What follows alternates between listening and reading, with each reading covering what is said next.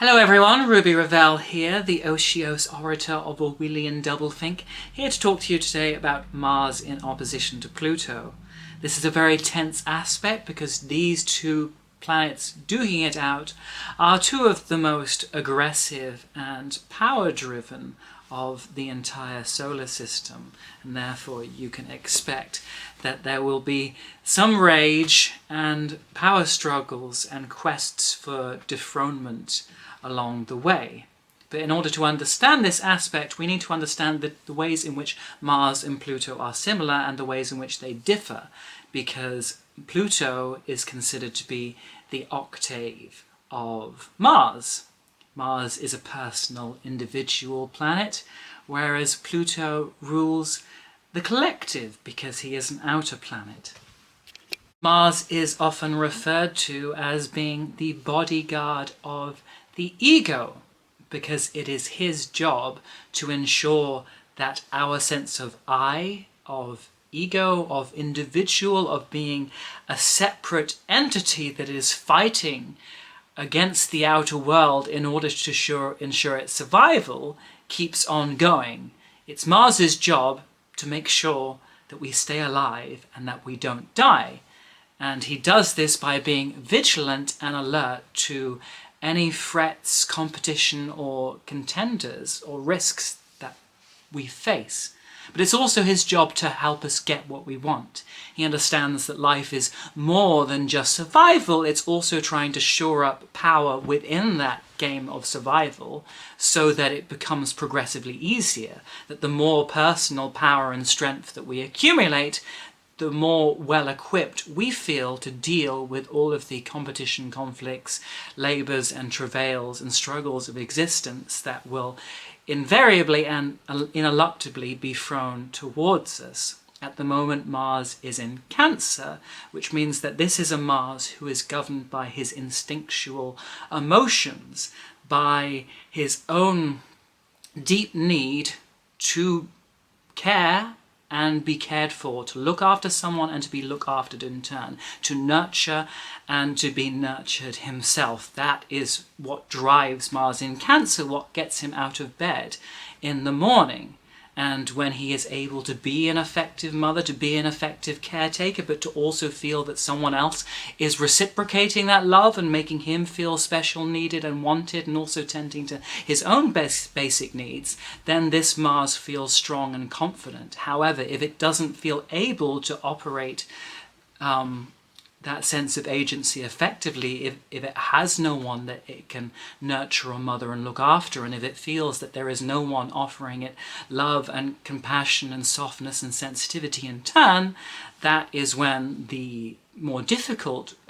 face of this Mars comes out, when it starts snipping with its claws, when it gets crabby, irascible, and when it feels betrayed by a world that has brought it into existence and yet denied it the love and milky nurturance that it needs in order to make it feel that life is safe and worth living. Pluto, however, is not about the survival of the individual. Pluto governs the survival of groups, of collectives, of organizations, of institutions, and the power structures that maintain and reinforce the security of said institutions. Pluto thinks about social organisms and social holisms rather than individuals, and therefore it is willing to kill off, scapegoat, marginalize, and go and enter into war and conflict with anyone who does not fit in within the structure of whatever group it has pledged allegiance to. Because a group, in many ways, operates much like a person does. It has a sense of needing to survive, but it also has a sense of being aware of the enemies and the dangers out there in the world that could kill off a particular group. For instance, one political party will be very aware of the opposing political party that would like to dethrone it and rob it of its power. it will also be aware of the marginal groups within society that hold ethics and ideals that are antithetical to its own rules and institutions, and which it may therefore seek to weaken, imprison, or criminalize as a way of robbing them of any potential power that could destroy the power that this group is striving to hold on to. To give an example from the real world, if you are a member of the LGBTQ community, as I am, as a transgender woman, it's very hard not to feel that you're engaged in a constant power struggle with the powers that be, with the conservatives and Republicans who have socio-political power at the moment in many countries, because they are usually actively legislating against and attempting to criminalize people who belong to the LGBT community, and to make it very difficult for us just to access and express our basic rights. On the other hand, if you belong to the conservative or Republican community, you may see the LGBT community as a threat because their fluidity and ambiguity in terms of the expression of gender, sexuality, and their approach to relationships feels like a threat to the fixed forms and traditional values that you feel you are espousing. And because they seem like they are rebelling and attempting to actively deconstruct and destroy this golden age fantasy of the world that you have, trying to marginalize them and further exterminate them on a socio-political level just seems like a sensible thing to do. Because this is not really about being humanitarian, like Pluto and Aquarius pretends to be. It's really all about different organizations and groups fighting for their own survival, and therefore being willing to go head-to-head or to engage in more subtle levels of subterfuge or sabotage in order to survive as a larger social entity, you know, to engage in these us and them conflicts. Another real-world example that is perhaps a more fitting expression of this particular transit is the fact that the nursing staff of the NHS in the UK are currently being taken to court by the British government because they are striking, because they are underpaid, underfunded, and the government is happy to spend millions and billions on protecting and preserving itself and offering handouts to the corporations who support its power structures, but not to those that are actually in any way ingrained with the welfare and well-being of the country. So you can almost see that Mars in Cancer representing the caring profession, representing a group of people who are striving to mother and look after the collective, versus that kind of plutonic government that is more interested in maintaining its own power structure than actually helping anyone. But this is why I mentioned that Pluto in Aquarius is particularly insidious, because Pluto in any sign is always going to be concerned with the survival of the masses and the destruction of anything that seems like it's a threat to those masses. But the subtle, clever ways and machinations and schemes and Machiavellian disguises that it adopts in order to facilitate that aim, and the types of groups of people that it will scapegoat in the process, are determined by the sign that Pluto is in. For instance, during Pluto in Sagittarius, we had 9/11 and the resulting war in Iraq, in which there was a huge amount of Islamophobia as a consequence. So it was easy during Sagittarius, which represents religion, for religion to be the scapegoat, to be the thing that felt like it needed to be sacrificed in a burnt offering in order to protect the rest of the world, even though the deeper issues, as ever, had more to do with power than actual religious personal expression. When Pluto was in Capricorn, there was a lot more focus on the corruption of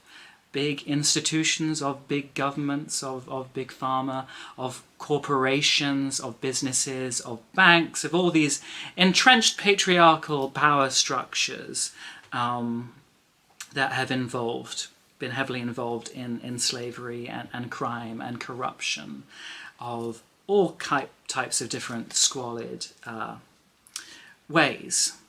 But Pluto in Aquarius, even if all it cares about is power, as it always does, pretends to be ethical about it, pretends that it is interested in the greater good of everyone involved. It wants to feel like it is rational and scientific and reasonable in the decisions and choices that it makes for the masses. And that means that it can do all the same awful, controlling, despotic, dictatorial things that Pluto normally does, but it will try and present it with this ultra-rational, scientific, empirical face that looks like what it's doing is completely reasonable, when actually it's just all about controlling people and keeping them in line and using technology, bureaucracy, rules, and idealism to achieve that. Because Pluto in Aquarius has a strong understanding of the instinctual psychology of groups. Like I said, groups have a drive to survive just like anyone else. But in order for a group to be a cohesive mass, in order for a group to harmonize and conform with itself as a bunch of diverse individuals who might be more inclined to end up in disarray and going their separate ways, in order for them to be unified, they have to be singing from the same ideological hymn sheet. They have to have a shared bunch of ideals that can make people who would ordinarily not get along say that we are going to come together for a common cause or to fight a common enemy. If everyone is a Marxist or a socialist or an intersexual feminist or a Confucianist, whatever different humanitarian ideology you want to put behind it, the idea is having this shared holy grail that brings people together to give them a sense of common purpose, of leading everyone as a mass into the futurity towards greater progressivism for the commonwealth and benefit of all. And many historians and astrologers have already pointed out that the last time Pluto was in Aquarius, we had the French Revolution, which started off ostensibly to dethrone and overcome the inequalities that were in place due to the aristocratic class system and to the entrenched power structures of the Catholic Church, and to create this republic in which all men were equal and they were not stratified according to these inherited social characteristics. But in the end, it ended up being corrupt and turning into this reign of terror in which social conformity ended up being more important than freedom and brotherhood for all. So knowing a little more about our two contenders, we can ask ourselves, why would Mars in Cancer be in conflict with Pluto in Aquarius? What about each of these different planets and signs makes them feel pissed off and frustrated with one another to the point where they would like to destroy the other? Well, even if we just look at the fact that the energies of Cancer and Aquarius are elementally in quincunx with one another, being 150 degrees apart from one another in the zodiac, they have a different way in terms of approaching how they express care for someone else. Like I said, the energies of Cancer are instinctual, biological animal. It is the intrinsic maternal urge that when we see someone who is suffering, upset, needy, weak, or just plain old cute with that lovely neoteny with the great big googly anime eyes that just makes you want to, you know, squish it to your bosom and look after it, that is something that's entrenched in terms of being human. A strongly lunar Cancerian person, if they hear a baby crying, then it is their instinct to say, I'm going to look after that baby and take care of it. If they see a cute animal, they're going to want to hug it and pet it. When they feel sad and upset, they're going to want to seek someone else to take care of them for in turn. There's nothing intellectual or cerebral about this. It's just the automatic emotional response of,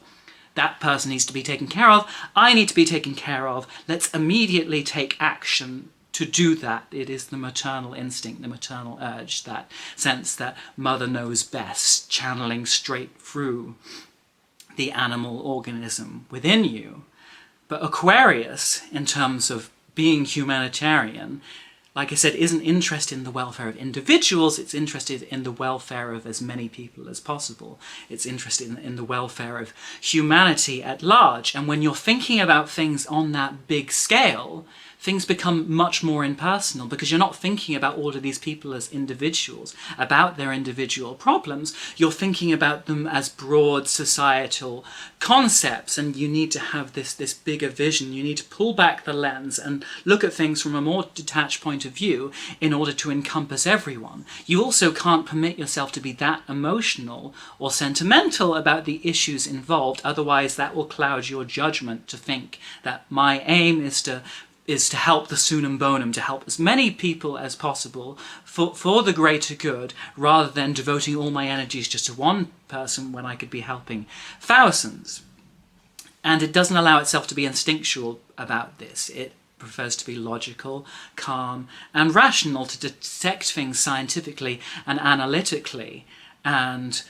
because it's governing so many people, and it has to enshrine its desire to help people in some kind of ideological system that then may be enshrined in law and codified in social regulations, it likes to have rules. It likes to have a clear-cut ideology that says, in these certain situations, if people align with these set of social parameters, we will offer them this level of help. However, if someone doesn't reach these level of parameters, then we may permit them to fall by the wayside because they do not meet our criteria of neediness. So that, for all its logic, there is a huge amount of illogic because of this, because in that Aquarian way, it's attempting to reduce everyone to data, everyone to information, everyone into science, rather than actual human beings who do not necessarily conform with the quantitative and qualitative limitations of the research being involved, that tends to edit the human spirit and the human psychology and the human emotions out of the question, and reduce just everything to rather arbitrary considerations that it is decided for the crux of the moment to be the thing that is of the highest value and highest importance. So whereas the Cancerian sees someone who's suffering and says, well, I'll just help them right now, the Aquarian says, oh, okay, well, there is a baby crying over there who's suffering and who might need some kind of aid. But then also, there's a lot of babies and people suffering out there. We can't help all of them. They have to go through the specific routines and channels as everyone else. We'll have all our different little experts and essayists and social service and medical staff and politicians and council members all look at this baby's specific needs and their family and their background and ask them the same bloody questionnaires a million times and process them on all their different computers, and then maybe about 6 months or several years down the line, in that Kafkaesque way, we'll decide whether that child is actually worthy of the help or support that it needs or not, by which time, if the child has been in an extreme state, it may already have died. So there's a big difference between the Cancerian immediacy of I will take care of something that clearly needs help, and then the bureaucratic remoteness of Pluto in Aquarius that very much likes to be seen to be doing the right thing, and yet in the process may be allowing an awful lot of people to suffer and fall by the wayside in a way that it is hard not to see as being tactical and strategic and planned in some way. So on an individual level, sometimes this transit can play out in situations where, in that Mars and Cancer way, we feel that we are working our butts off to try and look after people, to help people, to be the nurturing saviour knight that Mars in Cancer sometimes likes to envisage itself to be, but also, not just directed towards other people. Mars in Cancer may also be directing his energies just towards looking towards himself, to trying to find his own security and safety in the world. And yet, just as he's trying to do that and to follow his heart and do what he feels on an emotional level is the right thing to do, there's all these intellectual, impersonal, collective power structures out there that seem to be opposing us, that seem to be undermining us, that seem to be slowing us down and preventing us from doing that. And that can make Mars in Cancer furious and angry because it sees that ethical Aquarian face that's pretending to be very humanitarian, and yet it still feels the fact that it's suffering, that its basic needs are not being met, that on an emotional level, as a human experience, it's not being respected to or tended to in the way that it wants, and therefore it feels like lashing out, it feels like having outbursts and explosions and having those childish tantrums and letting everyone know how upset and how deeply wounded and struggling it is, so that maybe someone out there will say, oh, this person needs help, that they're upset. But that's not what happens when Cancer interacts with Pluto and Aquarius. Pluto and Aquarius sees those very human, those very raw, those very infantile, needy expressions of desperation and emotional craving and woundedness, and says, oh, this person's acting illogically, this person's acting erratically, this person's acting unreasonably. These things do not square neatly into the ideological systems and codes of ethics that I have created. In fact, this person is acting so angrily and aggressively and emotionally, I think they might actually be a danger to the group. Therefore, rather than giving them what they want, I'm going to control them and reduce their capacity to express that energy. So the Mars in Cancer is crying out for some kind of support and emotional nourishment, and all it's getting in return is someone telling it that it's being crazy and hysterical, which only makes it feel angrier. But it also may realize along the time that in order to fight Pluto, it has to take on more of those Pluto energies. So just when we are feeling angry, just when we are feeling thwarted, that we want to have these outbursts because life is opposing us rather than helping us,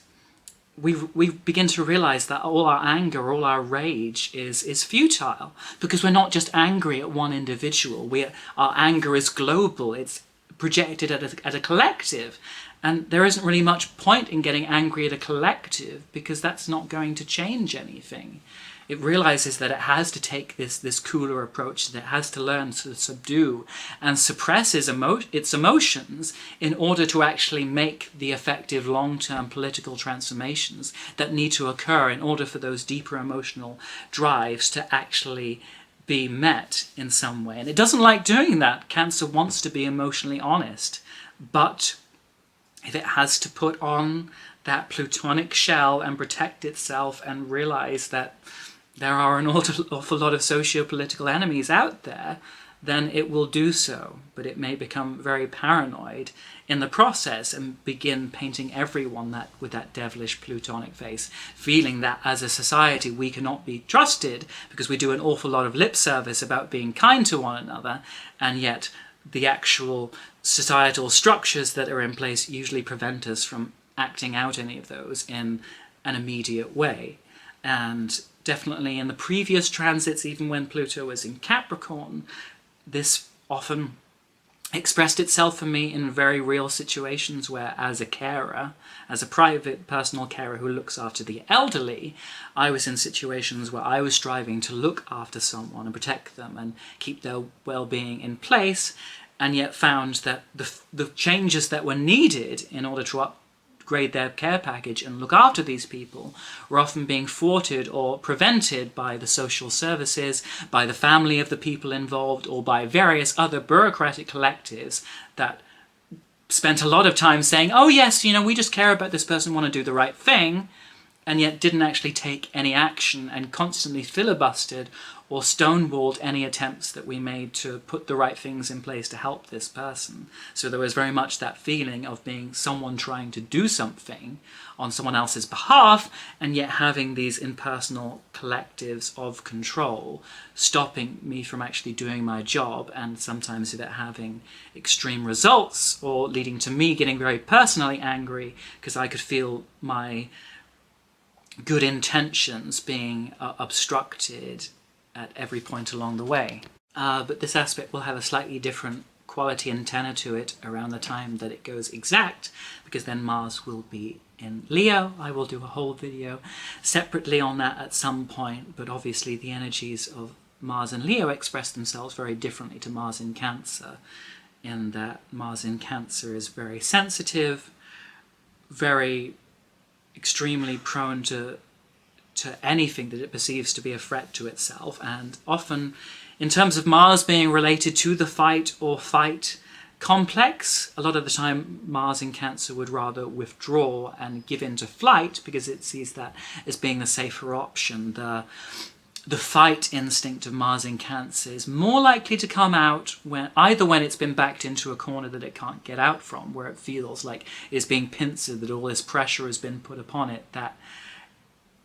it can only get through by lashing out, but a lot of the time it's more likely to fight when it's fighting on behalf of someone else, when that maternal instinct has kicked in, when it feels that something that is its child, that is its cub, that is its offspring that it needs to protect is being threatened by these institutions. And that's when it will get onto its warhorse and charge at someone with both claws snipping violently and terrifyingly. Whereas Mars in Leo identifies much more strongly with the solar warrior. If Pluto in Aquarius represents all that is impersonal and trying to put off